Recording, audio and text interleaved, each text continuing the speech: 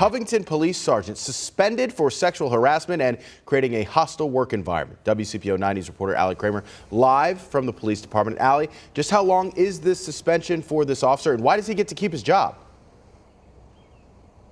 Yeah, exactly. He'll be keeping his job, but just a 30-day suspension. That's because this isn't a criminal matter. This was a disciplinary hearing in front of the Covington Board of Commissioners, and therefore they have the power to determine that punishment. So not only a 30-day suspension for Sergeant Jason Hartzler here in Covington, but also he'll be demoted one rank. This was a disciplinary hearing that started at 5:30 yesterday afternoon, and it ended just before 1 o'clock this morning. Usually these hearings are private, but the accused sergeant requested that it be public. Two women testified before the Covington Board, accusing Sergeant Jason Hartzler of sexual harassment, unwanted touching, and creating a hostile work environment.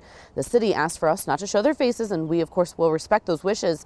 One accuser described a situation in January of this year where the sergeant wanted her to come into a restricted room with him. She felt uncomfortable. She asked a detective to go with her. She says the sergeant made a sexual remark about a chair in that room, and that made her feel uncomfortable.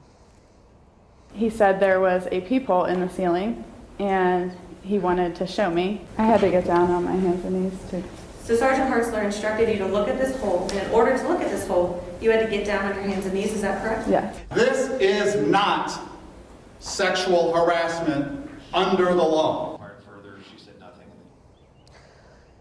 You know, Hartzler did actually get to respond to some of this, and his attorney never denied anything that those women said, but Hartzler said he absolutely regretted what he called was just humor in talking about that chair. He said in the future he needed to be more cognizant of how he interacts with women. Today, of course, we will be asking the Covington police chief what, if any, next steps are being taken once, of course, this officer returns to the job after the suspension, and if there's anything more to be done within the department, kind of looking at all of that.